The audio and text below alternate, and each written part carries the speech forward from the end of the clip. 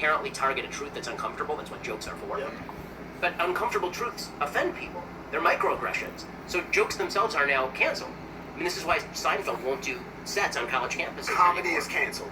Comedy, this is how you end up with Hannah Gadsby.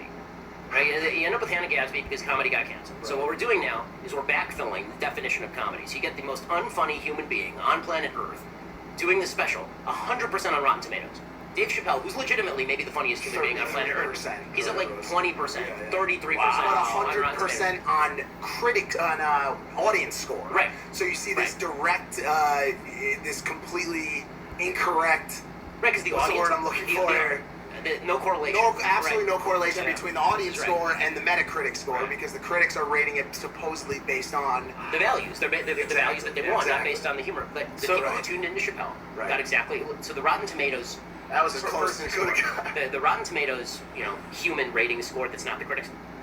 That score is based on were your expectations fulfilled.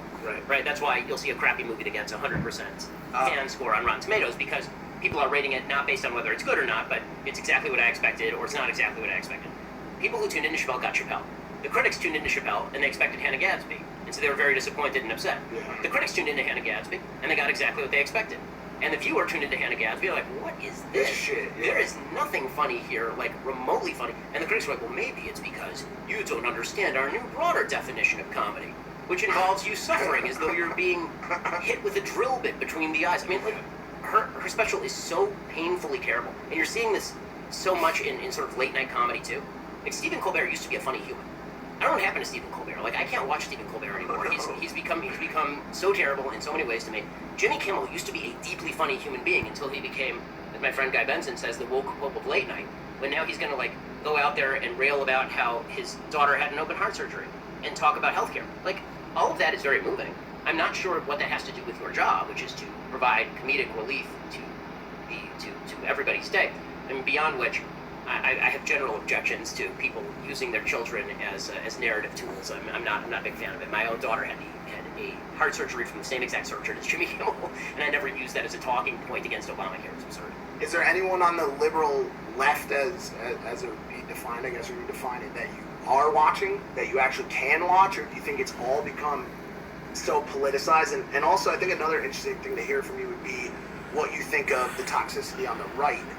As on the fringe right, the far right, there is toxicity. I think we can agree on that. And I'd be curious to hear if you think that it in any way compares to the toxicity on the left, and which is worse. So it sort of depends on defining terms. So when you say, are there people on the left who I listen to and like? Yeah, Dave Chappelle, I'm sure, votes Democrat. Right? I mean, I'm sure that Aziz Ansari votes Democrat. Right? These are all people with whom I disagree. Yeah. I really enjoy their stuff because their stuff is funny.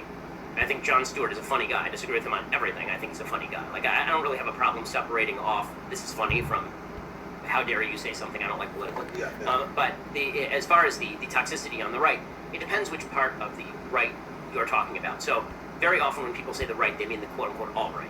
And they're talking about the quasi-white supremacist or white supremacist adjacent groups. I don't consider those people to be conservative, because conservatism is about the idea that America is based on God-given liberties protected by government and judgment of individuals as individuals and not as members of groups. What that has to do with white supremacy is absolutely beyond me. Right? I mean, not only do I hate white supremacy and white supremacists, I was their #1 target in 2016. Yep. I have 24/7 security. We spend 7 figures a year on security because of death threats from white supremacists.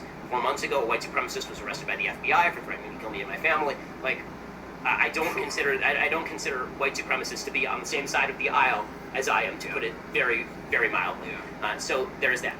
Are they toxic? Yes, they're disgusting. They're awful. They're terrible. Is there toxicity on the mainstream right? Yeah, there's toxicity on the mainstream right in the sense that if everyone sort of wants to follow the leader, and this is just a human tendency generally, right, left, or center.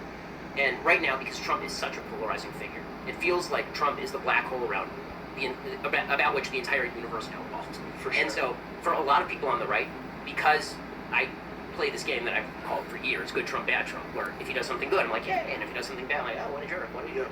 Like, I try to call it as I see it, from a conservative Does point of that view. put you in a minority?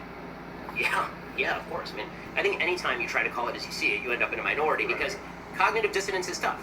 Right? It's tough for people to deal with, yeah, Trump as a human being is kind of a schmuck, he doesn't have ideas, right? He says silly and dumb and bad things. He said things that I think are terrible and bad for the country. Also, he gave me a bunch of judges that I like. Also, he gave me a tax cut that I like. Also, I like that he's trying to reduce the size and scope of the executive branch. I like that he moved the embassy in Israel from Tel Aviv to Jerusalem. I can like all these things and also not think that he is a person of solid moral character. I can think all that at once, but people have a tough time with that, and so it's like, well, you're disloyal to him. How dare you? Right? This is terrible. How could you criticize him? I think be on the Trump train or be off the Trump train, but don't be in between. Do you think we can do what we're talking about through a two-party system? Is it possible, or is it just there's too much back and forth that's not productive? The answer is yes, but we have to reduce the value of politics in our lives. So I think that most of the stuff that we do in our daily lives has very little to do with politics. Right? The fact is, look, when I'm out in public, a lot of folks will come up and say hello. Yeah. But I'm sure you get way more folks than I do coming out to say hello because you're not in the political business.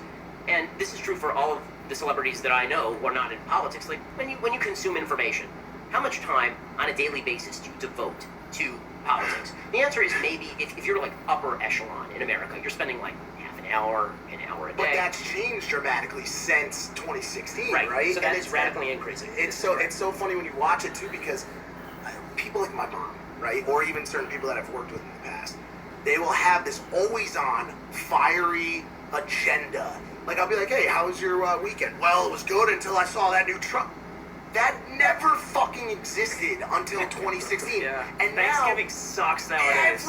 Every time. And you go and you're like, and I finally, personally, because I was on that same tip for a while too, I was watching everything he tweeted, every little thing. And eventually I got to a point where I said to myself, why the fuck am I watching all of this stuff? Yeah. I don't, as much as it all is very concerning and all the different topics are, the majority of the attention you pay to it is because you are against the other side and you're trying to win in some way. It's like an ego thing. I think this is right. I think that what has happened, is a deeper after effect of a collapse of what I called the social fabric earlier. That's a term that was coined by a sociologist at Harvard named Robert Putnam. He has a great book called Bowling Alone.